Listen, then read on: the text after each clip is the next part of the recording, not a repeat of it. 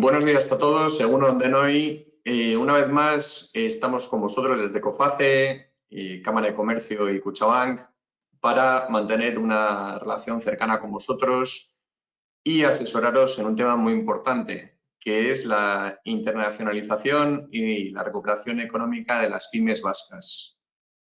Hoy un día, la verdad es que hemos pasado una crisis dura con el tema del COVID y estamos empezando a ver la luz en todos los ámbitos, como habéis podido ver en las recientes noticias.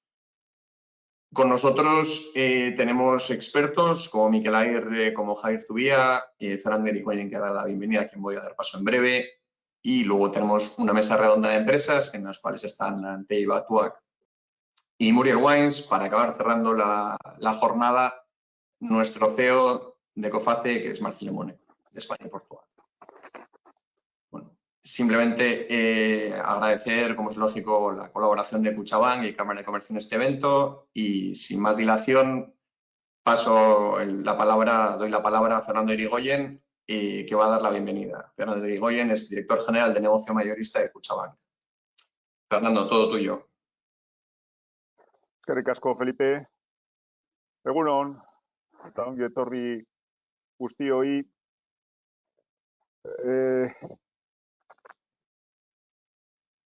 Escucha bien, ¿verdad? Sí. Bienvenidos a este acto, que es ya una cita anual que aprovechamos para compartir reflexiones acerca del momento económico con empresas e instituciones de nuestro entorno. Este año repetimos el formato online en un webinar sobre riesgo país, en el que trataremos de analizar el proyecto de recuperación de las pymes vascas tras la pandemia, con las oportunidades que se presentan en el contexto internacional. Para ello, como ha dicho Felipe, contaremos con la presencia de Javier Zubía, director general de la Cámara de Guipúzcoa, de Miquel Aguirre, Head of Political and Single Risks de COFAS en España y Portugal, de Marcelino Moneo, CEO de COFAS en España y Portugal, y asimismo celebraremos una mesa redonda de empresas que analizarán las claves para afrontar el contexto internacional. Como representante de Kutxabank en esta jornada, me gustaría recalcar el momento de grandes oportunidades que afronta en la actualidad el tejido productivo vasco. De hecho, en este momento de salida de la crisis atípica que hemos vivido, las empresas en general y las pymes en particular están llamadas a desempeñar un papel protagonista de primer nivel. El proceso de recuperación está siendo un esfuerzo de calado que de forma obligatoria ha de ser abordado de forma colectiva, en este caso a escala comunitaria, y la estrategia de salida comunitaria pivota en los tres ejes que ya se han convertido en el pan nuestro de cada día: sostenibilidad, digitalización y gobernanza. Para poderlos desarrollar de forma satisfactoria, la Unión Europea ha articulado una serie de medidas extraordinarias materializadas bajo los fondos de recuperación Next Generation. Es un hecho que los fondos europeos asociados al plan de recuperación van a determinar el modelo de desarrollo económico del futuro más próximo. Se trata de unas ayudas que no tienen antecedentes similares, tanto por su elevado volumen como porque la Unión Europea se endeuda de forma solidaria por primera vez para hacer frente a las ayudas de todos los Estados miembros. Estos fondos de recuperación tienen también como principal objetivo sentar las bases para una Europa más moderna, digitalizada y sostenible, que permita mejorar la productividad y la competitividad de los países y las empresas de la Unión. Las iniciativas vinculadas a la sostenibilidad y a la transición energética, con la digitalización como herramienta clave, se configuran como el motor del nuevo tejido productivo. Y creo que estaremos todos de acuerdo en que el contexto actual ha de ser entendido en clave de oportunidad. Oportunidad no solo de recuperación y crecimiento hacia niveles preexistentes, también de transformación y modernización de la estructura productiva hacia una nueva economía más moderna y resiliente. En este escenario de oportunidades, las empresas en general y las pymes en particular han de desempeñar un papel protagonista de primer nivel. Para las pymes es una oportunidad para impulsar la transición ecológica, la transformación digital y la cohesión social y territorial. Es un contexto que favorece que la economía española supere algunas de sus deficiencias estructurales y transite lo más rápidamente posible hacia una economía más eficiente, resiliente e inclusiva. Una oportunidad de realizar una reforma estructural del tejido productivo, transitando hacia una economía más moderna, digital y sostenible. Es una oportunidad para abordar nuevos mercados e incorporarse como subcontratistas a grandes proyectos tractores, como son los proyectos estratégicos para la recuperación y transformación, los famosos PERTES. Desde Kutxabank consideramos que el sector financiero puede y debe jugar un papel fundamental en este proceso de transformación. Un papel que está todavía por definir completamente, Y a pesar de los esfuerzos que hemos realizado y las conversaciones que hemos mantenido con la Administración Central, todavía quedan lagunas de cómo vamos a participar en ellos. Contamos con capacidad de llegada y de transmisión de las ayudas y la posibilidad de anticipar y cofinanciar estos fondos en los casos que sean necesarios. Pero hasta ahora cada entidad ha tenido que tomar sus propias decisiones. En el caso de Kutxabank, trabajamos con la vocación de mantener el compromiso con los ejes de avance citados y ser un agente impulsor y catalizador del cambio. Para ello tenemos diseñado, en colaboración con las organizaciones empresariales vascas, un plan que respaldará la recuperación mediante el mejor aprovechamiento del programa de ayudas y que se complementará con un programa propio de financiación adicional dotado con 2.000 millones de euros. De esta forma, contamos con líneas de financiación en condiciones especiales que abarcan todas las fases de la inversión. Prenext para las inversiones previas a la solicitud de ayudas, Anticipa para anticipar los importes de las ayudas, Conext para complementar estos importes y Avalanext para los avales técnicos a presentar en el momento de solicitar las ayudas. También hemos habilitado una plataforma en la que nuestros clientes pueden informarse sobre las ayudas que mejor se adecúen a su perfil y contamos con especialistas Next en todas nuestras oficinas de empresas. Desde Kutxabank apoyamos la idea de la Comisión Europea según la cual las pymes no deben sentirse excluidas y deben ser beneficiarias directas. Compartimos la idea de que las pymes son la columna vertebral de la economía y no tendremos éxito si no conseguimos que los fondos lleguen a ellas. De ahí que la presencia de las organizaciones empresariales y de las cámaras sea fundamental para garantizar la capilaridad que permita que los fondos lleguen a todas las pymes. Por tanto, contad con nosotros porque queremos realizar este itinerario de transformación de la mano de nuestro tejido productivo al que ofrecemos toda nuestra colaboración y conocimiento, siempre con el objetivo de favorecer la recuperación de su competitividad. Eskerrik asko, muchas gracias por vuestra presencia y por la atención prestada.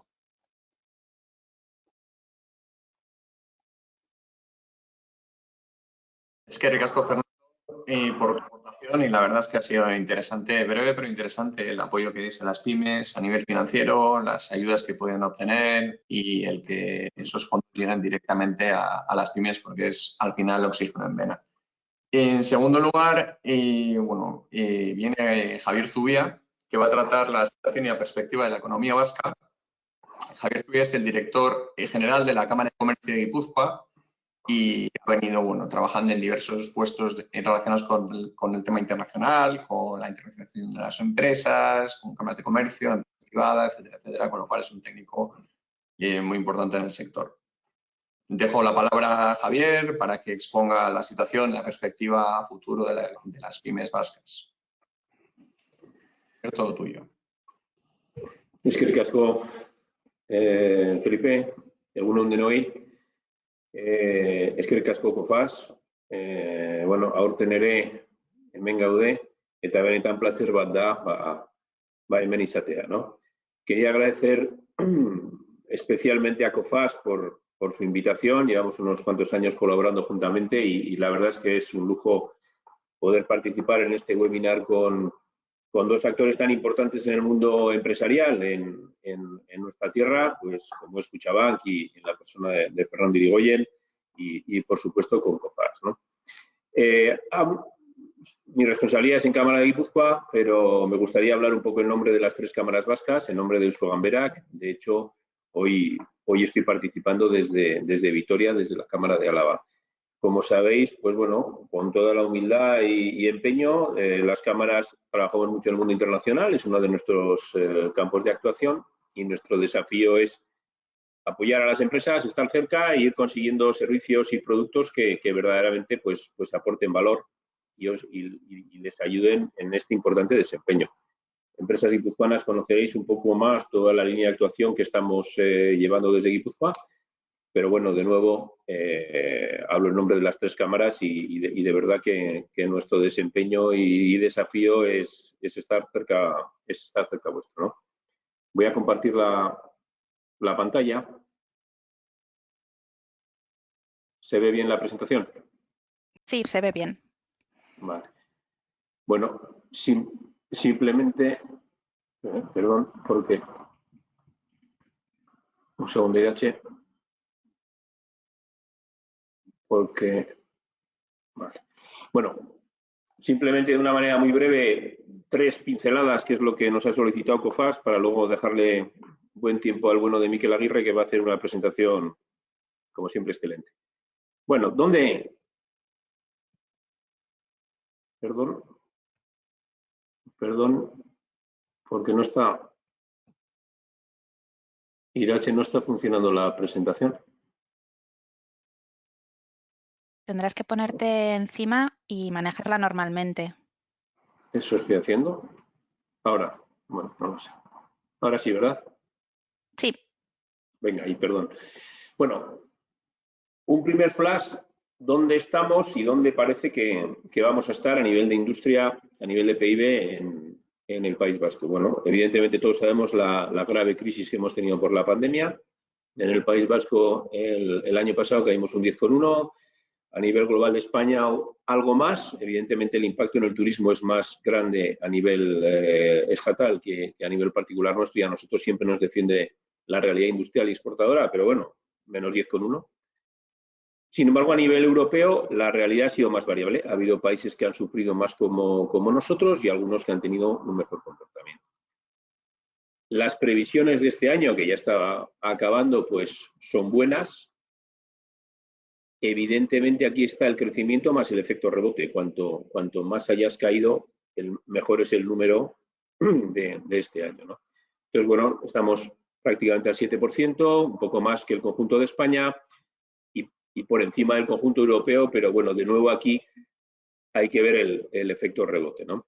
Países como Alemania, etcétera, que cayeron menos, pues van a tener crecimientos no tan notables, pero sin embargo tienen una actividad buena. Y lo que estamos viendo en las empresas, o lo que nos contáis las empresas, es esto. Estamos viendo en general en la industria un buen nivel de actividad, con algunas excepciones siempre sectoriales, algunos campos de la inversión, etcétera, con más dificultad. Pero bueno, en general un buen nivel de actividad, y bueno, cuando estamos nosotros en el resto de mercados y muy recientemente hemos estado en varias ferias internacionales, pues hemos estado en Francia, en Bélgica, en Italia, estamos viendo nivel de actividad.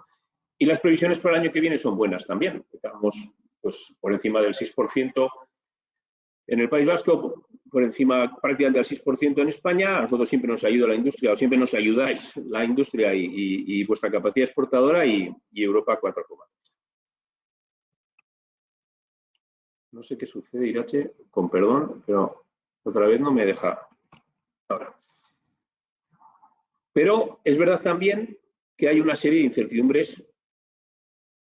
Hay una serie de incertidumbres coyunturales, hay una serie de nubes que están ahí en el horizonte, y algunas ya las tenemos también cerca, ¿no? Y aquí me estoy apoyando en un gráfico muy bueno que publicó El País hace unos días. A la izquierda vemos que no solo nuestra percepción de la industria, de las carteras de pedidos, de la actividad es buena, sino que hay otros indicadores que también son reflejo de la actividad económica y que nos dicen que efectivamente las cosas están yendo bien. Vemos la evolución intertrimestral, vemos el empleo, la columna de la derecha, el azul, ¿no? Pues claramente para arriba. Vemos la recaudación del IVA, termómetro de la actividad, claramente para arriba. O vemos las pernoctaciones hoteleras, ¿no? Pues también claramente por arriba. Pero es verdad que estamos sufriendo, y vosotros las empresas mucho más, y lo sabéis bien, pues problemas en los suministros. Hablábamos de materias primas, de commodities, de semiconductores, pero esto está siendo ya mucho más amplio que todo eso. Ya materiales muy básicos y estándar están presentando serios problemas de suministro. Ya hay muchas empresas que estáis teniendo que hacer ajustes de bolillos para poder atender a los clientes. Y esto está afectando también algunas producciones. Evidentemente, algunas que sabemos más, como el tema de automóvil, etcétera, por los semiconductores, suponiendo ya paradas en la producción, pero hay muchísimas industrias que están teniendo que reajustar la producción a las planificaciones, ¿no? Y evidentemente esto viene unido a un incremento de los precios de compra, y también diría a un incremento muy notable de precios de la logística, sobre todo de la logística marítima. Bueno, este gráfico es muy claro. Vemos desde el 2020 al 21 cómo los plazos de entrega de los proveedores y cómo los precios de compra están yendo para arriba. No me gusta mucho el último pico hacia abajo que hace, porque no es lo que corresponde con lo que estamos viendo hoy en las empresas. Creemos que todavía el problema está ahí, pero bueno, lo importante que es la tendencia es clara, ¿no? Y ya por finalizar, ¿hacia dónde vamos? ¿Cuál es un poco la reflexión que nosotros consideramos es importante en el campo internacional? Y en eso pues os animamos a junto a esa buenísima actividad internacional y de desarrollo de mercados que estáis haciendo, pues quizá acompañaros en lo posible también de algunos que están cerca y que también tienen un muy buen conocimiento, pues como puede ser COFAS, como puede ser Cuchabank, o como pudiera ser las cámaras de comercio, ¿no? Vemos en estos gráficos cuáles son las previsiones de este año, lo que pasó el año pasado, pero sobre todo las previsiones de este año y el que viene. Bueno, si vemos a nivel mundial, 21 bien, 6% es un crecimiento muy notable, de nuevo está el efecto rebote, pero bueno, que el año que viene crezca el mundo prácticamente al 5% es una gran noticia. Normalmente estamos hablando de crecimientos del 2 y pico al 3. Pero esto no va a ser homogéneo, todas las zonas no van a tener el mismo crecimiento. Si vemos Europa 4,6, 4,3 el año que viene, Europa de lejos es nuestro mercado número 1, es normal por situación logística, por tipología de productos, etcétera. Asia va a crecer, como sabemos, y está creciendo más que Europa, 7,3 este año, 5,2 el año que viene.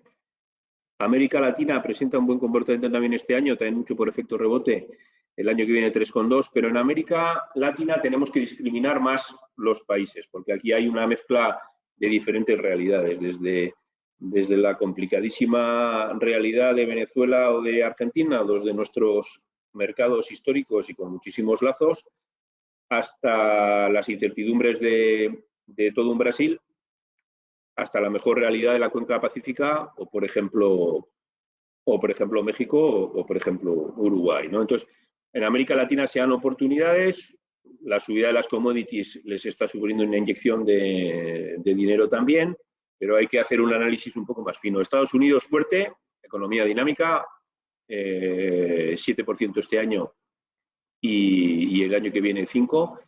La sombra de Estados Unidos es muy buena o mala cuando le toca, pero en este caso muy buena para México. Bueno, China, siempre China, y casi me atrevería a decir que siempre bastante bien para su economía, porque ellos son actores relevantes en este tema. No cayeron el año pasado, a pesar de los pesares, China creció un 2,3%, está teniendo una previsión de crecimiento este año por encima de un 8% y el año que viene se reajusta más al 5%. Hay problemas, sabemos de los problemas financieros, sabemos de los problemas de reajuste y de políticas gubernamentales, pero bueno, sigue siendo una realidad muy importante. Y luego hemos querido indicar también India, que es también un país muy importante, donde tenemos una presencia más limitada, pero que es uno de los ganadores de cara a estos años que vienen. Entonces cayó mucho y, sin embargo, pues los porcentajes de crecimiento tanto en el 21 como en el 22 son muy notables, ¿no? Simplemente por resumir, bueno, los mercados exteriores y la internacionalización serán también esta vez, y como lo conocéis bien, una de las claves de la salida. Las empresas vascas están demostrando su capacidad y su fuerza. El mundo va a estar lleno de oportunidades, hay que analizar y discriminar bien y en lo que podamos ayudaros, sabéis que nos tenéis a vuestro servicio. Un saludo.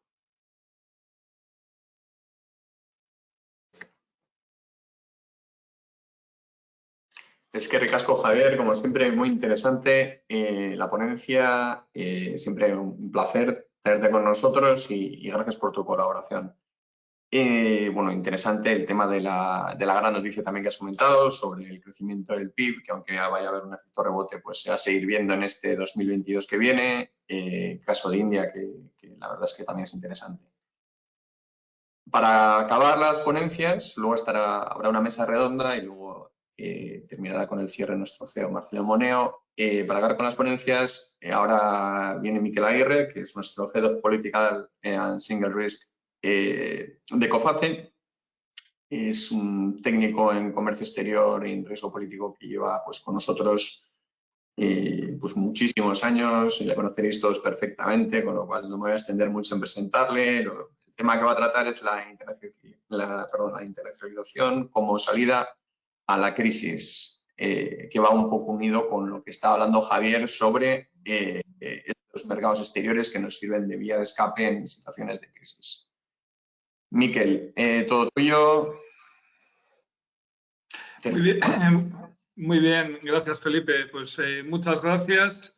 Una de las cosas que voy a hacer es en los próximos 20 minutos es andar un poco de cuál es la visión de COFAS de las oportunidades y las cuestiones a seguir en el año 2022 principalmente. Y bueno, teniendo en cuenta siempre el foco de las pymes, porque al final el 95% de las empresas de Euskadi y de España del mundo son pymes, con lo cual es importante que, bueno, son al final quienes van a sacarnos o quienes están haciendo el máximo esfuerzo por salir de la crisis. Una de las cosas que estáis viendo delante, la primera transparencia que os aparece, no sé si alguien por aquí, seguro que muchos leéis esta publicación inglesa que se llama El Economist, pues esta es la portada que sacaron en el año 2021, que se llamaba El Mundo en el 2021. ¿Qué es lo que estamos viendo? ¿Qué es lo que trató de transmitir El Economist? Pues precisamente lo que trató de transmitir El Economist es que este es un año. Una de las cosas que sucede es que lo que tenemos es bastantes incertidumbres, ¿no? Perdonad, bastantes incertidumbres. Al final lo que sucede es que parece una ruleta rusa y dentro de esa ruleta rusa pues lo que hay que ver es qué es lo que sucede. Lo bueno o malo de todos estos datos macroeconómicos que siempre os damos es que al final estamos este año, como ha dicho Javier hace un momento acertadamente, pues en un momento de rebote importante, ¿no? La cuestión es qué va a pasar a continuación de ese rebote. Una de las cosas que es relevante es pensar que al final, estamos pensando en una economía mundial, una expansión que va a ser la más fuerte, porque también hemos tenido la crisis más fuerte de los últimos 80 años, con lo cual ese efecto hace que cualquier crecimiento que podamos tener este año va a ser muy significativo. Una de las cuestiones que es relevante es que cuando estamos hablando al final que se está cruzando todo el rato ahora. Vamos a ver. El tema disculpar que me veo. Vamos a ver si lo acabo de ocultar. Perfecto, perdonar, que una de las cosas que vamos a hacer es que, bueno, pues se prevé que en el 2022 al final todavía estaremos en un 2% por debajo de las previsiones que había en el año 2019-2020. Yo sé que en ocasiones damos muchísima información y a veces igual es difícil mantener la constante de la diferencia entre un año y otro, lo que dijimos el año pasado y lo que ha pasado aquí. Pero una de las cosas que me acuerdo perfectamente es que en el 2019 en COFAS ya estábamos apostando pre-COVID porque en el año 2020 iba a haber más incertidumbres, no sabíamos el COVID, nadie lo sabía, pero fue todavía mucho más grande. Y otra de las cuestiones que es bastante relevante es que ahora mismo pues, vemos un escenario del 2022 positivo y de crecimiento, pero con algunas incertidumbres que quiero citar. A nivel del comercio mundial, porque estamos hablando de exportadores, de pymes exportadores, una de las cuestiones que es relevante, vuelvo a decir, el efecto rebote, un 8% de crecimiento tras un 5,3% de caída, pero una de las cosas que se habla es que el año que viene, bueno, pues podemos pasar del 8 al 4. Al final, todas esas guerras comerciales, todos estos problemas que estábamos hablando que sucedían en el mundo pre-COVID, es decir, aquellas guerras comerciales entre Trump y Estados Unidos, siguen estando ahí y es verdad que el comercio mundial es importantísimo para el crecimiento económico, pero ha perdido un poco de fuelle y pensamos que se va a mantener en crecimiento, pero moderado el año que viene. Cuestiones que son muy importantes para una pyme exportadora. Pues una cuestión bastante importante es que como la mayor parte de los contratos los hacéis en dólares, es qué pasa con el dólar. El dólar, estáis viendo en este cuadro, pues al final respecto al euro, bueno, pues se ha apreciado en lo que es este año un 4,8 y en el último año un 0,4, es decir, una moneda que se está manteniendo fuerte. ¿Por qué? A pesar de, como veis en el cuadro grande debajo de la bandera norteamericana, que bueno, pues ha dicho la FED la semana pasada que no prevé subir los tipos hasta el 2023, lo que es cierto es que la economía se mantiene muy fuerte. ¿Y eso en qué puede afectar a nuestro negocio internacional? Pues simplemente en este gráfico, que luego bueno, colgaremos para que podáis ver las presentaciones con un poquito más calma, lo que tenéis delante simplemente son países emergentes y el porcentaje del ingreso fiscal que tienen que dotar para el pago de la deuda. El caso más claro, el que está arriba del todo, es que Sri Lanka gasta un 60% de los ingresos que tiene el gobierno en pagar la deuda. Es una obviedad, pero un dólar fuerte puede hacer que estos países tengan más difícil el pago de la deuda, con lo cual cuando uno va a economías emergentes con deudas en dólares, es interesante que tengamos en cuenta cuál es su situación y sobre todo qué pasa con el dólar. Segundo tema importante. Últimamente hablamos mucho de la inflación y la inflación en muchos países que está pujante también tira de los tipos de interés. Lo que estáis viendo en este cuadro, pues si veis en la tercera columna que pone Central Bank Rates, estamos hablando de las tasas de los bancos centrales. Para que os hagáis una idea, tenemos claro que el Euribor está en negativo y estamos aquí auspiciados por el banco más solvente de España, Kutxabank, al 0%, pero una de las cosas que sucede es que, por ejemplo, en Turquía los tipos centrales son del 18%, 1,8%. Importante, cuando uno trabaja en mercados emergentes, ¿qué tipos de interés se están manejando en ese país? Lo ha comentado antes Javier y es una cuestión que luego citaré un poco más, pero la subida de materias primas, si lo veis, ahí tenéis energía, metales preciosos, metales base y agrícolas, y en la última columna, un año, tenéis el crecimiento de lo que es el año. Entonces, al final podemos ver que en productos agrícolas el incremento que ha habido de precios este año está entre el 9 y el 80%. Entonces, es importante porque las materias primas en muchos países, y no solamente estamos hablando del petróleo y del gas, en máximos históricos. ¿Qué es lo que ha sucedido? Pues, como se ha comentado también, es importante señalar, y algunas pymes lo estarán sufriendo en vivo y en directo, que hay una gran escasez, es un tema de oferta y demanda, de fletes marítimos. ¿Por qué principalmente? Precisamente por la gran demanda que hay en Asia y que hay en Estados Unidos de esos containers que están yendo principalmente a esos dos grandes zonas. Citar que el tema de semiconductores a nivel de las fábricas de automoción, a nivel de electrodomésticos tan importantes en Euskadi y todas las pymes que se dedican o son subcontratistas de estos dos grandes sectores, pues una de las cosas que es importante es que pensamos dentro de Ecofas que hasta principios del 2022 va a ser difícil que haya un suministro estándar y normal de estos semiconductores. Es una de las cosas que está pasando es que debido a la escasez, lo que está habiendo es un efecto también de pánico que ponemos aquí, es decir, la gente está haciendo acopios pensando que en el futuro no va a haber. Insisto, se está creando capacidad adicional, tendrá que ser algo que se regularice a principios del año que viene. Simplemente este gráfico es la misma información que el anterior, pero podéis ver, bueno, pues lo que es la evolución de ventas de automóviles y una de las cosas, insisto, por la importancia que tiene para Euskadi, es decir, la recuperación en lo que es la venta de automóviles que prevemos a nivel del 2022 y 2023.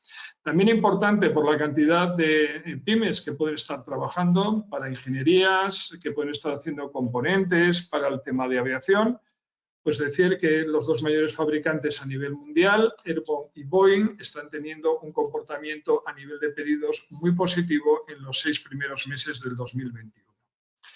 Y una de las cosas, aunque luego voy a hablar unos segundos de Evergrande, es que los permisos de construcción, tanto en China como en Estados Unidos, están dando una alegría, una vez más, a los subcontratistas porque ven que hay una demanda muy importante, una construcción muy importante. De hecho, en Estados Unidos, ahora mismo, si alguien tiene un conocido, aunque sea a nivel de pyme, una filial en Estados Unidos o tienes una sucursal, está habiendo un rebote muy importante del real estate, de lo que es el valor del inmueble en aquel país.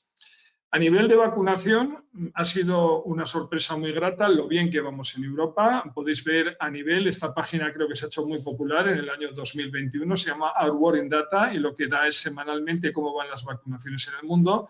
Y es bastante bueno pensar que dentro del pack de países que van a la cabeza de vacunación del mundo, pues una de las cosas es que España está incluido en ese pack. Importante señalar, si vemos abajo, que hay países de África subsahariana que a datos del 3 de octubre, que lo tenéis delante, ni siquiera han alcanzado un 5% de inmunidad.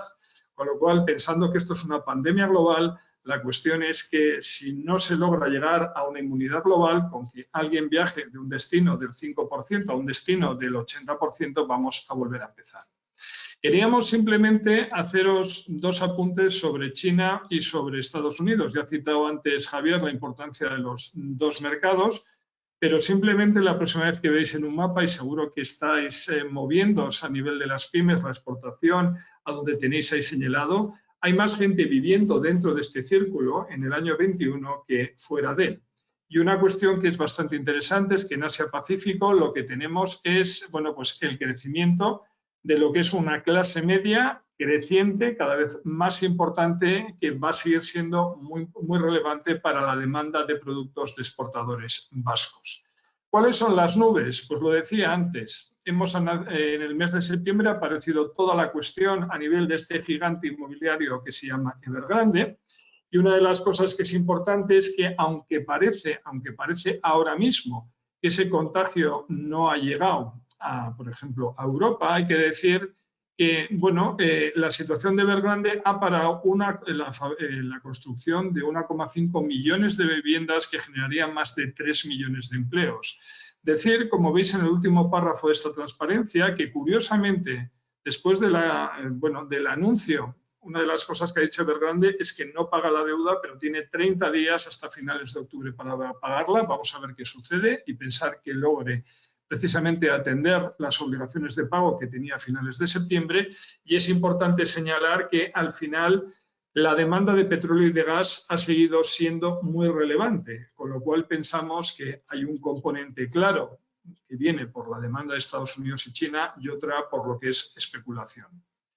En esta transparencia lo único que tenéis es que, bueno, en el lado izquierdo Evergrande redujo lo que fue sus préstamos de una forma muy importante en el primer trimestre del año 21, pero lo que hizo Evergrande también en el primer trimestre del año 21 fue incrementar lo que es el pago a sus proveedores más, con lo cual claramente cuando aumentas pago a proveedores hay una idea de, bueno, pues que tienes un problema de liquidez en el corto plazo.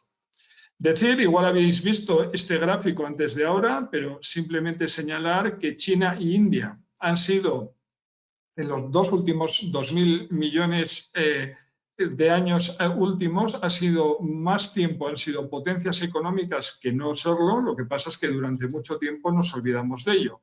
De hecho, al final, una de las cosas que sucede, veis esta gráfica azul, cómo Asia se incrementa, cómo sube lo que es su peso en el PIB mundial, y como el resto del mundo baja, porque estamos, como se dice, en el siglo XXI en la era de Asia. El pequeño apunte de Estados Unidos es que Estados Unidos tiene una previsión de crecimiento fuerte para el año 2022 del 3,2. En el gráfico de la derecha, simplemente esa V que cae tan fuerte azul es que la crisis del COVID-19 fue mayor incluso que cualquiera de las 4 últimas crisis que hubo en el país, en Estados Unidos. Y hay que decir que, bueno, pues a datos del año 21, un cuarto del PIB mundial sigue estando en Estados Unidos. Al final, una de las cosas por las que el dólar se aprecia, a pesar del gran déficit comercial de Norteamérica, es porque el país sigue funcionando de una forma muy dinámica. Las perspectivas que tenemos para Estados Unidos son muy positivas. Ha habido las dudas desde verano sobre el incremento de contagios por la variante Delta y, bueno, tendremos que ver cómo evoluciona precisamente el nivel de contagios en ese país. Termino con 4 transparencias en las cuales trato de señalar cuestiones que tenemos que tener en cuenta en el 2022 y una pyme. Es decir, aparte de lo bien que estás vacunado, en los países que vas, ¿cómo está el nivel de vacunación? ¿Cómo está la deuda en los países que uno va? Y también es muy importante señalar cuál es la deuda del apalancamiento que tiene la propia pyme. En Kutxabank nos han hablado ya de todos los servicios que tienen a nivel financiero de apoyo a la pyme. Es interesante que si los norteamericanos suben tipos, estamos hablando del 2023, pues es lógico pensar también que la zona euro irá detrás. El tema de la logística internacional es importante porque es algo que en ocasiones quizás no le hemos dado toda la importancia que debería, pero al final la escasez de containers y el coste del transporte es una partida que va a ser muy importante en la negociación de los precios de las pymes vascas en el 2021 y el 2022. Estamos hablando ya a nivel de inflación del 4% a nivel nacional, y el tema de la inflación, una de las cosas que es muy relevante es que, aparte de lo que suceda a nivel, por ejemplo, de Europa, muy relevante que sucede en países emergentes. Cuanto más inflación haya, más se subirán los tipos y pensar, por ejemplo, en lo que hablábamos hace un momento de los tipos reales que existen en Turquía. Al final, una de las cosas que todo el mundo está tratando de pensar es, bueno, si hay otra crisis, que no volvamos a tener escasez en un momento dado de suministro, con lo cual una de las cuestiones más importantes a nivel de una pyme trabajando en mercados internacionales va a ser pues asegurarse lo que es la cadena de valor para la próxima crisis, que esperemos que tarde unos 80, 100 años en llegar. Decir que esta deslocalización que ha habido en la última década lo que conllevó fue también una subida de costes salariales en los países emergentes que les ha quitado competitividad, con lo cual alguna producción pues, ha podido volver a nivel nacional. Y cuando estamos hablando del comercio mundial, es interesante que ha habido una etapa pre-COVID que era bastante proteccionista, que no ha desaparecido. Y una de las cosas que es bastante interesante es que cuando una pyme haga negocios a nivel internacional, es interesante saber los acuerdos bilaterales y comerciales que hay entre tu país y el país destino para evitarte problemas o sustos arancelarios. En definitiva, para una pyme, la internalización lo que le provee es diversificación del riesgo. Se suele decir crecimiento de la facturación, pero yo diría también en el año 2021 y 2022 mantener la facturación, prestigio, lógicamente, por lograr trabajar en mercados internacionales. Y una de las cuestiones que es muy relevante para tener éxito en el mercado internacional es tener socios internacionales y solventes, como puede ser, evidentemente, Kutxabank, la Cámara de Comercio, las 3 cámaras vascas y COFAS como partner a nivel de cobertura en nuestras operaciones internacionales. Así que por mi parte nada más, un placer y sin las dudas o en las preguntas después de la ponencia de las pymes vascas, que va a ser lo realmente importante, pues encantado de atenderlo. Muchas gracias a todos.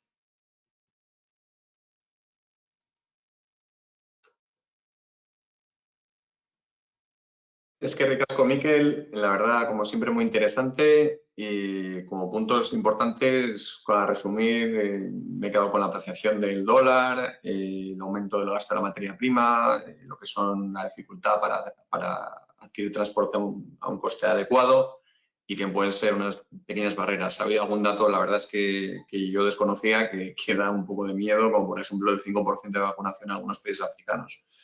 Por otro lado, pues la recuperación de USA siempre va a apoyar lo que es la exportación vasca. Muy bien, pues sin más dilación vamos a entrar en la mesa redonda de empresas en las cuales bueno, tenemos a Ignacio Aguren, que es el CFO de Muriel Wines, que aportará su conocimiento respecto a las medidas tomadas en época de COVID, lo que son las ventajas de exportar. Y por otro lado estará Óscar Sánchez, que es el director de Personas y Desarrollo de Lantegi Batuak, que también nos aportará una visión de las medidas tomadas en la época COVID y ellos, al prestar sus servicios a empresas que exportan, nos enseñará su visión de cómo están viendo estas empresas que exportan, cómo están desarrollando su facturación, etcétera, etcétera. Deciros que básicamente, como decía Miquel, esta parte es una parte muy interesante porque se basa en realidades de empresas y hemos estado hablando de temas macro, temas micro y ahora sí que es cierto que bueno, los enfocamos en pymes, cosa que viene muy bien para que todas las empresas estén identificadas y ahora empezamos la mesa redonda con lo que sería ya la pura empresa, medidas tomadas, etcétera, etcétera. En primer lugar, bueno, Óscar, si quieres nos presentas Lantegi Batuak brevemente y así vemos qué es lo que hacéis exactamente. Bien, perfecto. Egunon, bueno, pues en primer lugar agradeceros y bueno, es una jornada que a mí me parece muy interesante y si en esta podemos aportar alguna idea o algún planteamiento sobre todo lo que hemos hecho o acciones que hemos tenido nosotros en cuenta durante todo 2020 y todo lo que es esta pandemia, pues bueno, yo creo que puede, si sirve para algo, pues perfecto.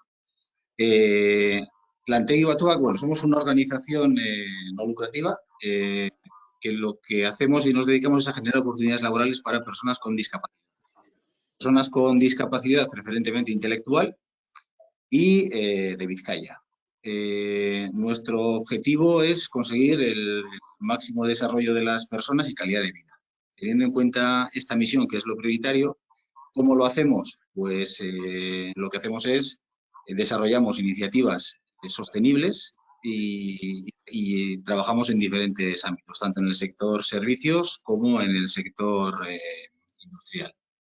Por daros también algunos datos de quiénes somos, pues somos una organización en la que actualmente estamos unas 3.100 personas con un modelo mixto que es una parte es laboral, personal laboral, y una parte es servicio ocupacional. Servicio ocupacional es un tema, es un servicio social, un servicio foral de la Diputación que está conveniado y al que damos el servicio, y ahí tenemos 826 personas y el resto de ellas es plantilla empleada. De todas las personas, el 82% son personas con discapacidad y, por lo que decía antes de nuestra misión y hacia donde estamos orientados y enfocados, el 60% son personas con discapacidad intelectual. Hemos tenido un volumen de ventas de 71,3 millones de euros. Para nosotros también un tema importante por este servicio conveniado con Diputación y también como centro especial de empleo. En la parte de las subvenciones para nosotros es una aportación importante, son 18,5 millones al año. Y como decía, todo esto lo hacemos y lo gestionamos con diferentes iniciativas y tratando de aportar soluciones multitecnología y con una diversificación bastante amplia. Estamos en el sector servicios y en el sector industrial. En el sector servicios, igual, lo más habitual, lo más tradicional que se puede ver y conocer y donde más se nos puede visualizar, en el ámbito de la limpieza, de la jardinería, gestión documental, vending, etcétera. Y en el ámbito industrial, en trabajos de transformación metálica, electrónica, cableados, soluciones logísticas. Bueno, como veis, un poco una diversidad amplia, donde cada una de las personas pues participa y donde nosotros desarrollamos nuestros itinerarios de inserción con las personas con discapacidad. No sé, así como flash y como presentación, por lo menos para tener una idea de quiénes son. Gracias, Óscar. Bueno, en este caso ahora Ignacio Buren, que es el CFO de Muriel Wines, nos explicará brevemente también lo que es su empresa, etcétera.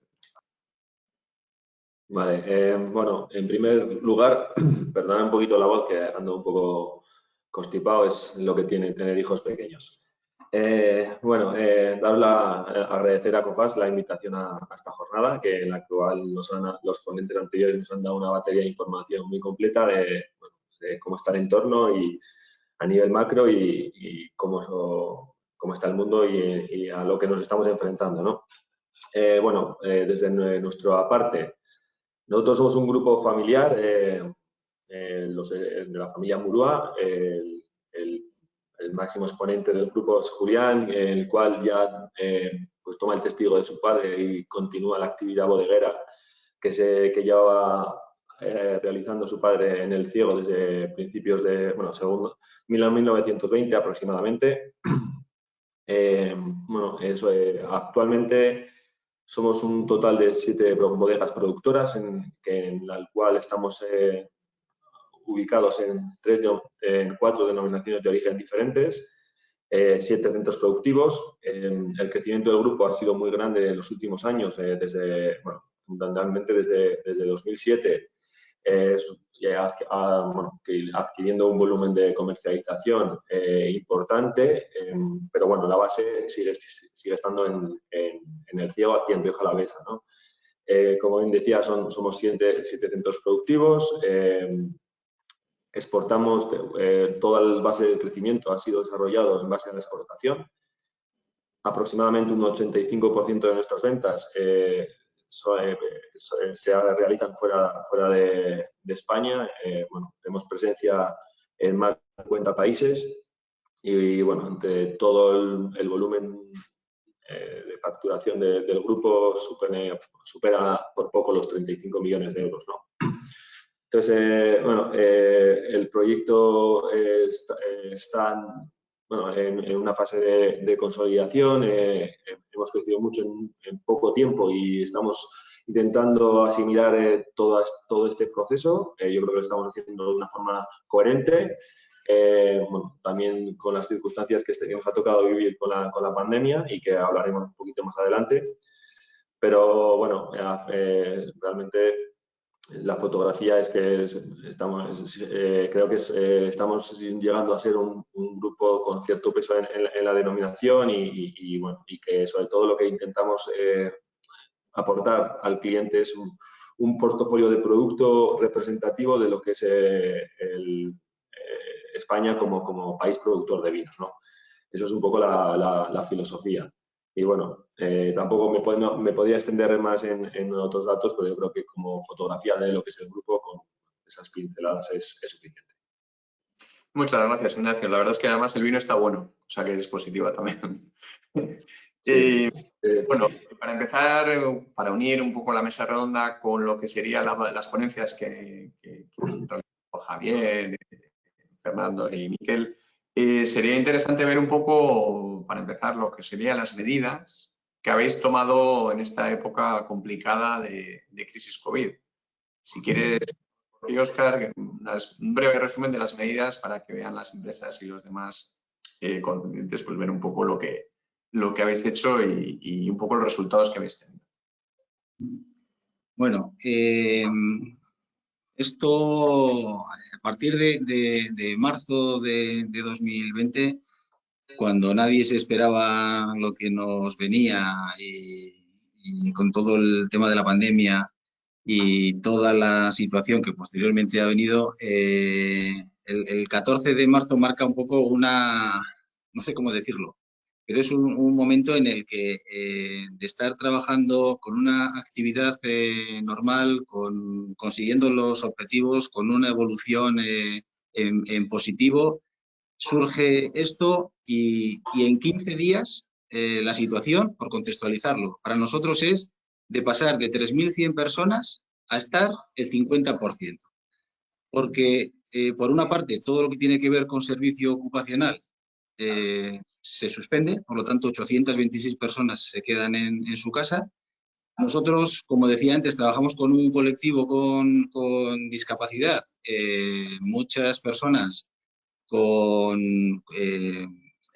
más sensibles al tema COVID y en aquellos momentos con mucho miedo, mucha incertidumbre y con un porcentaje de absentismo que en un mes se incrementó hasta el punto de estar trabajando, una persona de cada 4 estaban de IT, un 25% de absentismo. Sin embargo, era marzo todavía y los clientes nos estaban no manteniendo la actividad, sino incluso pidiéndonos más actividad, más trabajo, más producto, tratando de tener pues, más stock y por garantizar ellos también sus almacenes. El caso es que tuvimos que empezar a hacer y a tomar diferentes medidas. Todo lo que tiene que ver con medidas de conciliación, porque había muchas personas que nos solicitaron reducciones de jornada, excedencias, licencias, lo mismo, por miedos y demás, todas estas medidas las fuimos trabajando con las personas, más de 200 personas solicitaron este tipo de acciones. Y empezamos a hacer otro tipo de medidas más orientadas a flexibilizar, pues todo lo que tiene que ver con movilidades, traslados, acuerdos de movilidad, diferentes aspectos, en total contabilizadas cerca de 500 acciones en los 20 centros para tratar de dar respuesta y cobertura a nuestros clientes. Pero esto, que parecía un mundo, fueron 15 días, porque luego, a partir del mes de abril, realmente lo que empezamos a ver fue un desplome, una caída, una bajada de lo que era la actividad, incluso con unas previsiones de cierre pues no muy buenas. A partir de ahí surgen también los diferentes decretos, normativa, que ha sido abundante y cambiante continuamente, y surgen las posibilidades de los ERTE. En ese momento, en el mes de abril, con una caída importante de actividad y unas previsiones no muy buenas, empezamos a negociar con el comité de empresa un ERTE. El ERTE por fuerza mayor, motivado por el COVID, y llegamos a un acuerdo. El 20% de las personas fueron al ERTE, y eso lo pudimos mantener en la primera fase hasta junio. Fue un ERTE negociado con el comité de empresa, complementado, entendido. La verdad es que el comité de empresa en todo este proceso ha entendido la situación y esto ha facilitado mucho porque hemos podido ir de la mano en muchas de las acciones que hemos desarrollado, que hemos tomado. En junio hay un cambio. En junio, en principio, se volvía a la nueva normalidad. Se acaba el estado de alarma. Sin embargo, la actividad no termina de llegar o de consolidarse, y nosotros necesitamos una herramienta más flexible a la hora de gestionar todo lo que son en nuestras plantillas, de gestionar personas. El ERTE de fuerza mayor no nos sirve en ese momento y tenemos que empezar a negociar nuevamente otro ERTE. En este caso, un ERTE de top, por razones organizativas, productivas, y nuevamente nos sentamos con el comité de empresa, acordamos y negociamos un nuevo ERTE, y en esta ocasión tenemos una mayor flexibilidad porque semanalmente hacemos afectaciones y desafectaciones en función de la actividad que tenemos en cada momento. Y esto lo llevamos hasta diciembre de 2020. A partir de entonces finalizamos ya el ERTE, y con las medidas habituales de jornadas, de ajuste de jornadas, pues ya somos capaces de dar respuesta, de flexibilizar la respuesta y dar cobertura a las necesidades de nuestros clientes.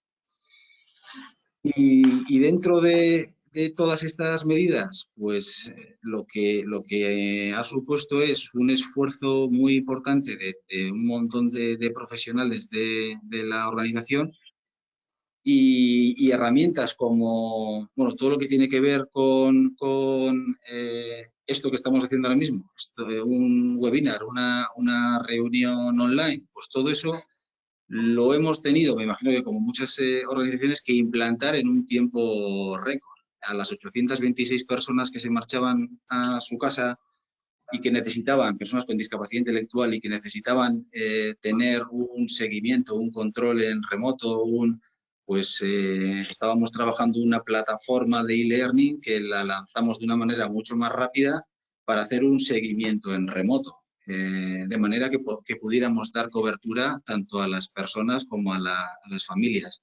Todo lo que tiene que ver con el teletrabajo, hubo un momento en el que todas las personas que podían teletrabajar, ajustamos los sistemas, dimos las herramientas necesarias para poder teletrabajar y poder continuar con la actividad.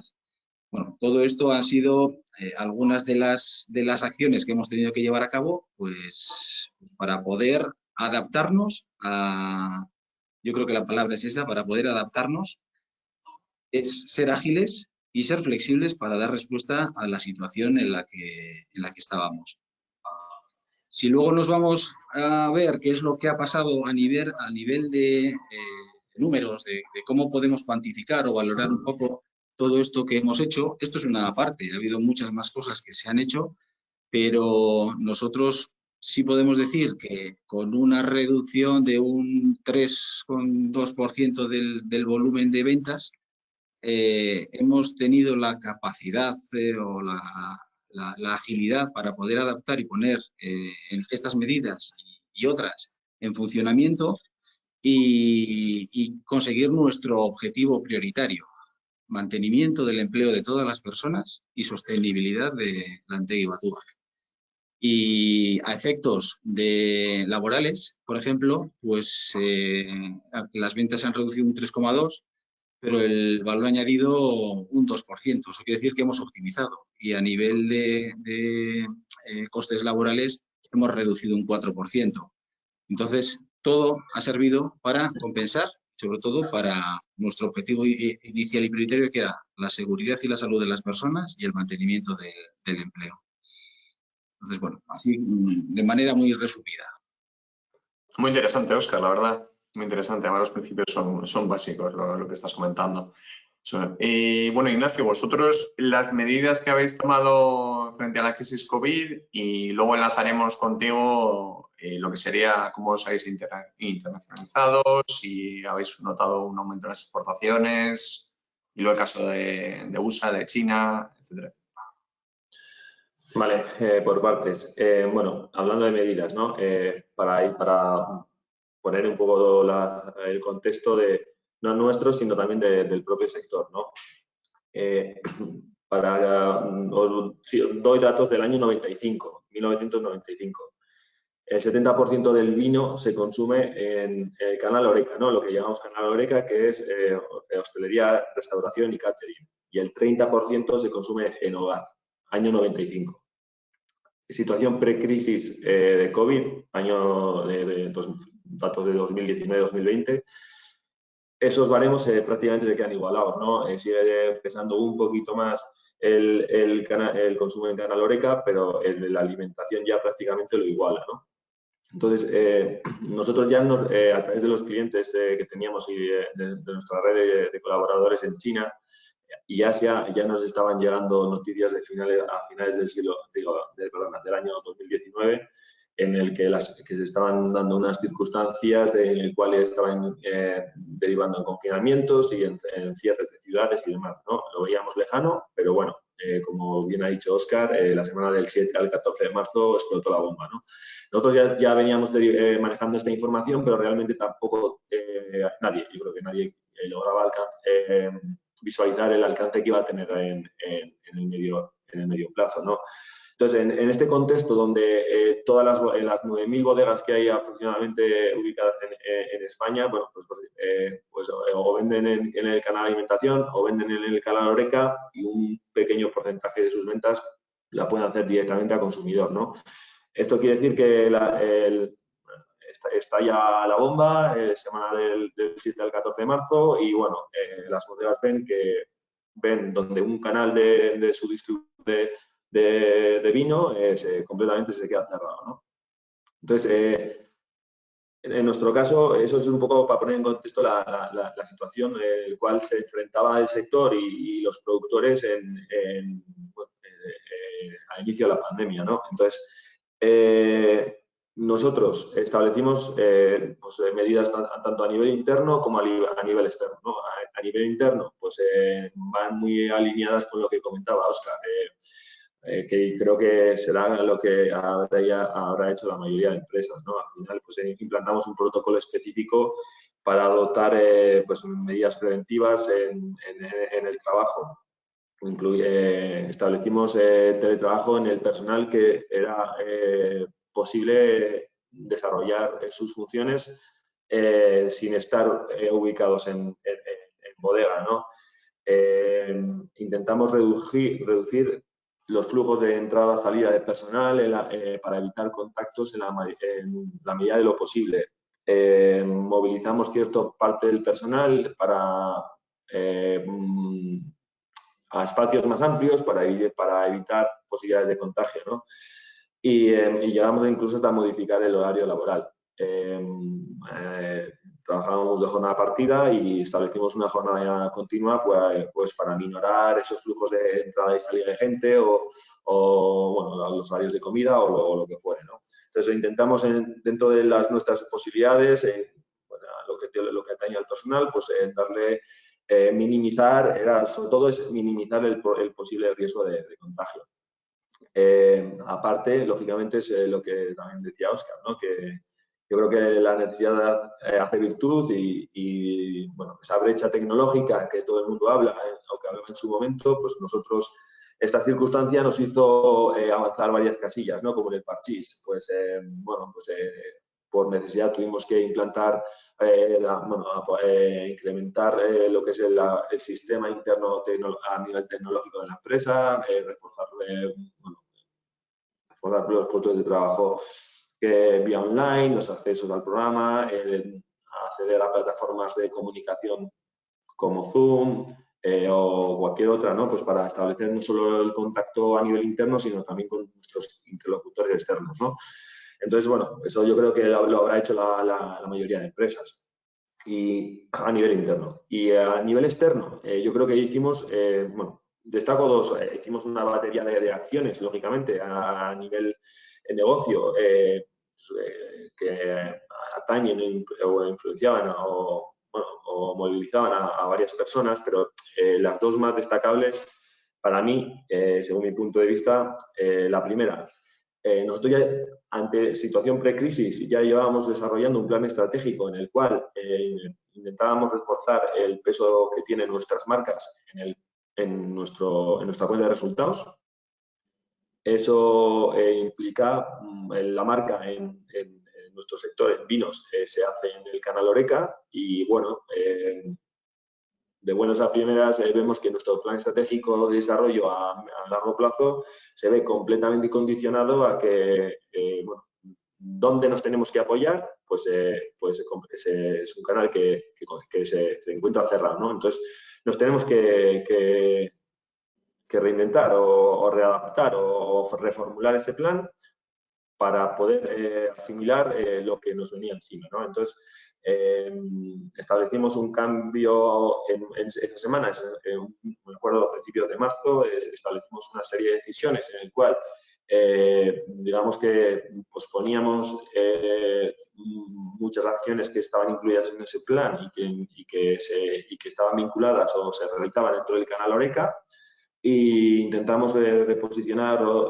y reorientar estas acciones hacia el canal de alimentación, que es la venta en supermercados. Nosotros tradicionalmente hemos sido más fuertes en el canal de alimentación que en Horeca e intentamos rehacer el plan, por lo menos o momentáneamente, y adaptarnos a las circunstancias, ¿no?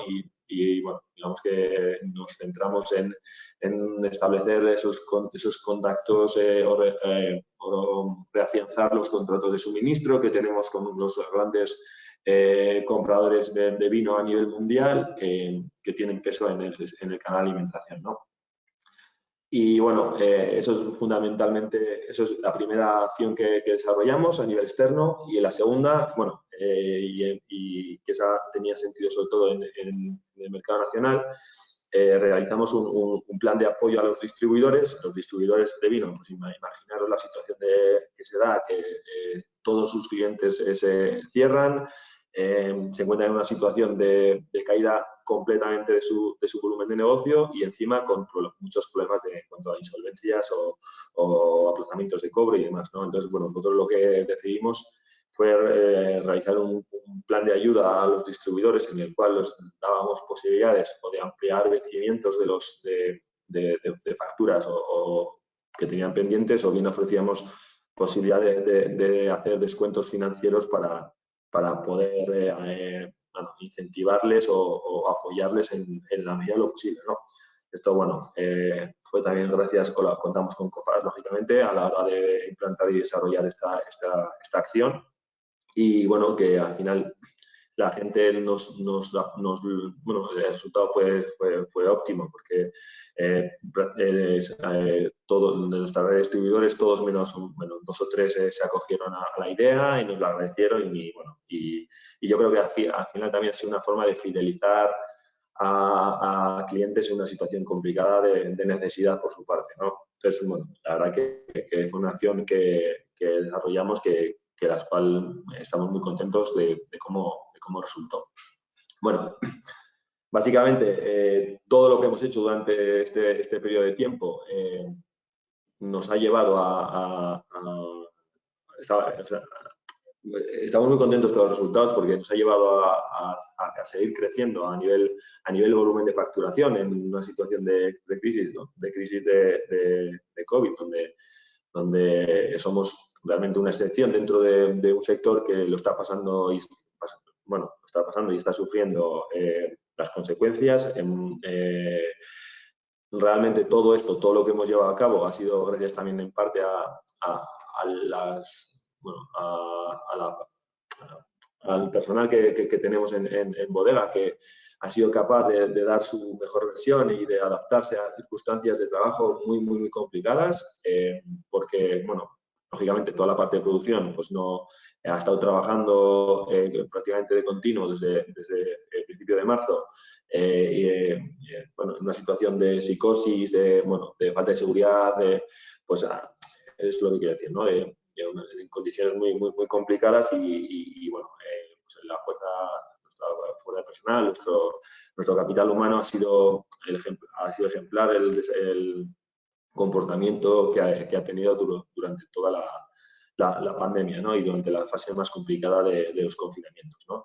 Entonces, bueno, eso también hay que agradecerlo y hacerlo público porque es así. Y bueno, básicamente es un poco todo lo que hemos hecho en relación a medidas tanto internas como externas. Hay otras cosas que tienen a nivel más pequeño, pero yo creo que lo más destacable es lo que te estaba transmitiendo. Muy bien, Ignacio. La verdad es que han tenido éxito además las medidas, porque se ha subido facturación y además ahora que otra vez el canal Oreca va a empezar a empujar, pues lo tenéis fidelizado y es un buen punto. Es un buen punto de partida.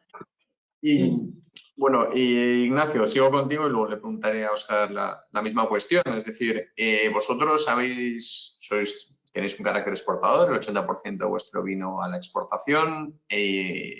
¿Cómo habéis digerido el tema de la exportación? ¿Se ha impulsado en esta época? ¿Lo habéis tomado como una medida para sacar ventas mediante la export? ¿Qué riesgos habéis tenido? Bueno, a ver, como bien decía anteriormente, la exportación ha sido el motor de desarrollo y crecimiento del grupo desde su creación, ¿no? Desde 1985 aproximadamente, que es cuando comenzamos la actividad como Bodegas Muriel S.L., ¿no? Nuestros principales mercados fundamentalmente es el Reino Unido y Estados Unidos. Bueno, Alemania también tiene un peso importante y luego lo demás está más atomizado, ¿no? Entonces, el comportamiento de los mercados ha sido muy diferente. A fecha de hoy seguimos teniendo muchos problemas, por ejemplo, en la zona de Asia, porque hay países como Malasia o China que todavía están sufriendo confinamientos severos, bueno, China menos, o Vietnam, por ejemplo, que está sufriendo confinamientos severos y vemos que la situación a corto o medio plazo tampoco creo que cambie en demasía, ¿no? Entonces, bueno, también toda esta fase ha coincidido como te comentaba también anteriormente, con un crecimiento de nuestro portafolio de producto bastante amplio, donde lo que tratamos es de satisfacer una demanda del importador o del distribuidor de exportación y su posible interés en vinos españoles, ¿no? Entonces, al final, lo que hemos intentado es la medida de lo posible, mantener ese contacto previo e intentar reforzándolo vía la adquisición o la posibilidad de servirles un producto donde antes no existía dentro de nuestro portafolio, con lo cual, y cubrir un posible nicho de oportunidad para ellos, ¿no?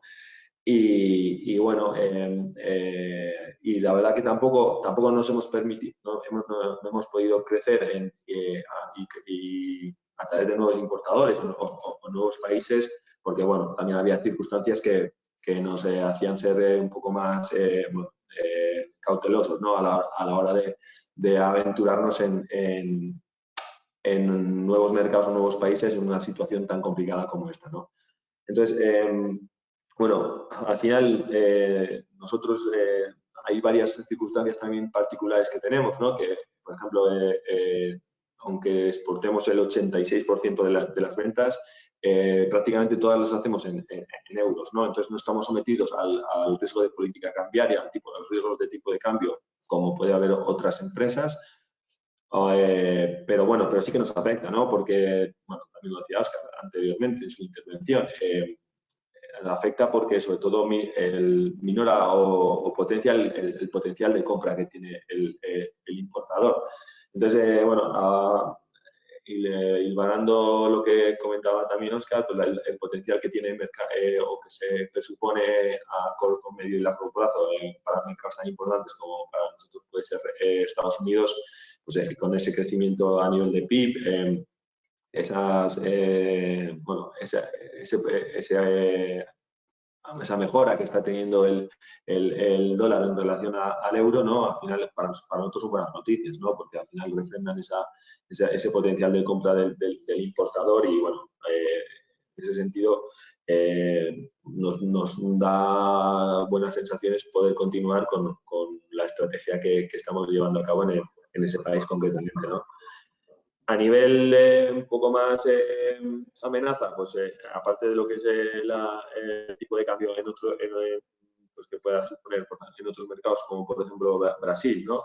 Pues la parte que también decía, que la parte de logística, que para nosotros ese aumento de demanda en los fletes nos está complicando mucho el acceso a contenedor para poder mandar mercancía a nuestros clientes y bueno, y que conlleva lógicamente también un incremento de coste, pero es que nosotros estamos sufriendo retrasos de 40 a 50 días en contenedores, con lo cual tenemos que acumular mercancía en stock y bueno, nos complica mucho aparte la parte financiera también, porque lógicamente nos minora la rotación del producto.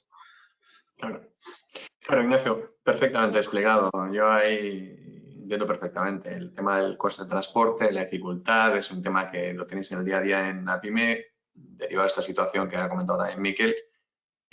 Óscar, vosotros realizáis prestación de servicio a lo que serían empresas que luego exportan, que tienen mucho carácter exportador, porque se dedican a sectores tipo automoción y sectores industriales que lo exportan. ¿Habéis visto un aumento de demanda de vuestros servicios en estas empresas? ¿O algún problema?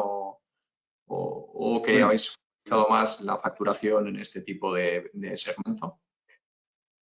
Bueno, nosotros, como decía al principio, al tener una diversificación bastante amplia en los diferentes sectores en los que trabajamos, diferenciamos toda la parte de servicios, la hacemos en Vizcaya y para Vizcaya, y luego toda la parte que es de industrial, nosotros la hacemos en Vizcaya, pero trabajamos para clientes, como bien dices, que luego ellos sí están internacionalizados y que exportan y demás. Pero nosotros no lo hacemos. Lo que sí vemos o lo que hemos visto nosotros, si lo llevamos más al ámbito de lo que nos han demandado, lo que hemos visto es que toda esta situación de incertidumbre motivada por la pandemia hace o ha hecho que nuestros clientes que están fuera no sepan exactamente, no tengan una planificación, no sepan qué es lo que van a necesitar, lo que van a querer o cuándo o de qué manera.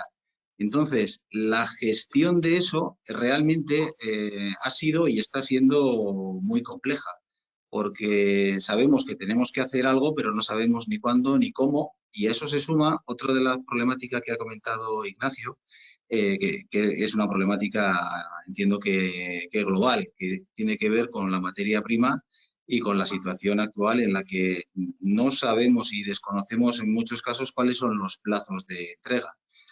La forma en la que nosotros lo estamos abordando con nuestros clientes es realmente sentándonos con ellos y haciendo un análisis para ver si es posible hacer alguna modificación en cuanto a materiales, procesos, qué mejoras, si es posible hacerlas.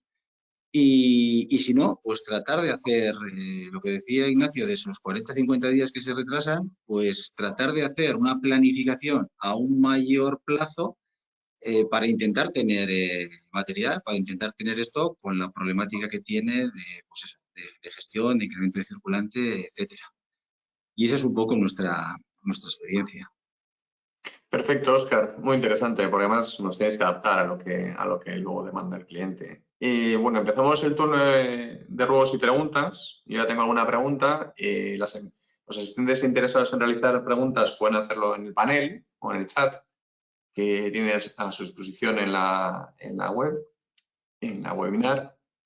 Y bueno, ya he recibido una que es para las dos empresas, que se basa en que si habéis tenido más ventas en países fuera de la Unión Europea y si veis que se está incrementando esta demanda y estas ventas fuera de la UE, sea directamente o indirectamente. Para mí. Ignacio, por ejemplo. Y luego Óscar, Ignacio. Vale, a ver, bueno, he tratado de explicar un poco los condicionantes que han derivado para una empresa de producción de vino como la nuestra, ¿no? La crisis. Aquí no discriminaría tanto por país, sino por canal de venta, ¿no? Entonces, nosotros realmente hemos tenido mejor comportamiento en los países donde estamos mejor posicionados en el canal alimentación que en otros donde estamos mejor posicionados en el Horeca, ¿no? Porque al final, ¿qué es lo que ha pasado? Que al cerrar Horeca, bueno, pues la compra de vino, el consumo de vino se ha centralizado fundamentalmente en el vino que se compra en supermercados, ¿no?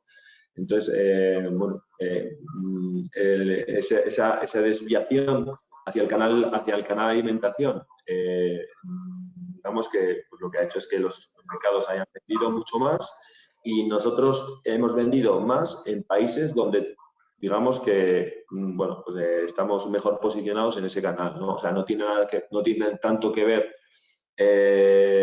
pues el país como el canal de distribución. Bueno, una curiosidad, ¿no? Nosotros sí que tenemos mucha presencia en Inglaterra, ¿no? Entonces trabajamos con los principales operadores a nivel alimentación de ese país, ¿no? Todos ellos nos dicen que en Inglaterra, en épocas de crisis, lo que más se consume es alcohol y chocolate. Entonces eso ya deriva un poco o sea, puede llevar la idea bueno, pues que realmente hemos tenido un incremento de demanda bastante importante, no esperado durante todos los meses de confinamiento, por ejemplo, en ese país, ¿no? Así que eso es una anécdota. Interesante, Ignacio, que come mucho chocolate y vino cuando la cosa va mal. Vino, cerveza o espirituoso, lo que sea. Sí, Bueno, sí. vino también, por supuesto. Óscar, ¿y tú a nivel indirecto, la mayor demanda de los exportadores a países fuera de la UE o cómo lo has visto? Pues no, nosotros, como decía antes, a nivel de ventas en el extranjero es vía por nuestros clientes y no tengo tampoco un dato, una información si ha habido un incremento en algún país en concreto, en algún sitio. Nosotros al final, al no estar internacionalizados y hacerlo de una manera indirecta, son realmente los clientes. Perfecto. Bueno, Óscar, yo siguiendo contigo ya la última pregunta. ¿Cómo veis 2022 y qué esperáis de 2022 en cuanto a cifra de negocio, situación, etcétera, etcétera? Sé que es complicada, pero un breve resumen antes de acabar. Bueno, 2022 para nosotros, aunque el año pasado tuvimos todo el tema de la pandemia, como todas las organizaciones, y tuvimos que hacer muchas cosas y muchos trabajos que no los esperábamos, una de las cosas que no paralizamos y continuamos fue nuestra reflexión estratégica 21, 22, 23. En esa reflexión estratégica, pues metimos igual unos ingredientes que hasta la fecha no, bueno, como una pandemia o cosas de estas que no las habíamos tenido en cuenta. Y las expectativas, si vemos cómo ha ido 2021, cómo va evolucionando el incremento de ventas que estamos teniendo, pues va en la línea de poder conseguir además los objetivos que nos marcábamos, los niveles de facturación y con un incremento tanto a nivel de facturación, de mantenimiento del empleo y no solo eso, sino incluso del incremento del empleo de personas con discapacidad. Entonces, yo creo que nuestros objetivos que van en la línea de personas y en la línea de sostenibilidad y resultados, podemos decir que las expectativas son buenas. Me alegra escucharlo, Óscar. Ignacio, ¿qué previsiones tienes de 2022? Bueno, pues vamos a sacar la bola de cristal. A ver, nosotros estamos muy condicionados también por el sector y las DEOs donde estamos establecidos, ¿no? Entonces, al final, bueno, va a haber un comportamiento dispar en las evoluciones de las DEOs, porque, por ejemplo, en Rías Baixas, en la zona de Galicia, llevamos ya no tenemos vino para poder servir. porque bueno, no es una situación del sector, o sea, de la denominación de origen, donde está con fuertes crecimientos de ventas y hay una escasez de materia prima real, ¿no? Y que nos ha incrementado mucho los costes de aprovisionamiento y bueno, pues está, digamos que en una situación completamente diferente a lo que puede ser el resto, ¿no? Claro, aunque se ha derivado, ya se están igualando otra vez a la reapertura de los bares y de todo lo que es restaurantes, está haciendo que esas situaciones, esos repartos de los canales de distribución se estén igualando de nuevo, pero realmente ha habido una caída en el consumo de vino, ¿no? Entonces, en el 2020 no se consumió el mismo volumen de vino que en el 2021, ¿no? Con lo cual hay un aumento de existencias en la mayoría en prácticamente todas las denominaciones de origen y bueno, y entonces bueno, hay una presión para poder liquidar parte de ese sobrestock de existencias que hace que en una situación de caída de la demanda, con lo cual, bueno, digamos que el sector está en una situación, el sector del vino, no hablo solo de EOS, el sector del vino en general en España está en una situación un poco complicada, ¿no? Entonces, sería muy presuntuoso por nuestra parte intentar decir que vemos que no sean las condiciones para poder crecer, pues porque todo lo que estoy transmitiendo, ¿no? Entonces, para nosotros sería un muy buen resultado poder bueno, pues, empatar o alcanzar la cifra de ventas que obtuvimos en el ejercicio anterior, ¿no? Ya te digo que si seguimos intentando, o sea, estamos empezando otra vez a recuperar la actividad comercial con viajes, con esa relación con clientes, que es muy importante para nosotros porque al final con muchos de ellos hay una relación que puede extrapolar sobre la parte profesional y digamos que cimenta esa confianza en la relación. Lo estamos recuperando y es una parte importante para poder intentar crecer o presentar los productos nuevos que estamos sometiendo, o sea, que estamos creando esa línea de producto nuevo. Pero bueno, aún así creo que será complicado igualar la cifra de resultados del año pasado, pero bueno, andaremos un poco por ahí, supongo, que yo creo que aún así, teniendo en cuenta las circunstancias, yo creo que el año pasado fueron unos resultados excelentes y este año pues creo que los que obtendremos también serán bastante buenos también. Muy bien, pues nada más, agradeceros vuestra participación, Óscar, Ignacio, la verdad es que ha sido un placer y además viene muy bien ver la realidad en las pymes y ver las medidas que habéis tomado, ver un poco vuestro enfoque y lo que esperéis de 2022. Y para acabar, bueno, está la conclusión y cierre que va a correr a cargo de Marcelino Moneo, es nuestro CEO de COFACE en España y Portugal y le cedo la palabra a Marcelino. Marcelino, todo tuyo. Egunon, eskerrik asko a Kutxa, Cámara de Guipúzcoa, al equipo de COFACE y, por supuesto, a los ponentes. Óscar, Ignacio, me ha encantado escucharos con estas experiencias que seguro que ven reflejo en otras y que nos ayudan a todos. Y agradezco, por supuesto, a los asistentes por el tiempo que también, como ha ocurrido con las materias primas, se ha hecho más escaso que nunca. Estamos inmersos en el proceso de recuperación que se muestra robusto y que hemos escuchado que tiene como claves la sostenibilidad, la digitalización, la adaptación de los sistemas de gestión y gobernanza y, por supuesto, como siempre, en la internacionalización, que ha sido lo que nos ha sacado de unas cuantas de las crisis previas. En este proceso, el sector financiero ha tenido un papel fundamental, no solo en el apoyo a sus clientes, sino también por la canalización de las ayudas públicas y en esta segunda fase esta situación pues, se va a volver a producir.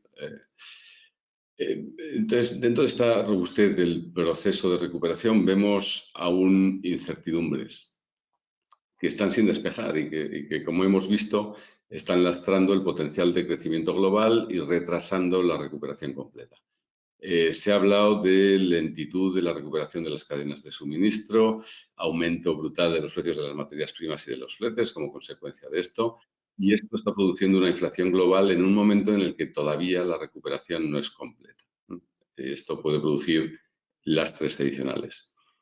Tenemos por delante además el retiro de las ayudas gubernamentales que están ayudando a mantener los niveles de liquidez en las empresas en un momento en el que todavía la recuperación no se ha producido, especialmente en el periodo de subactividad con decrecimientos brutales en los PIB de prácticamente todo el globo.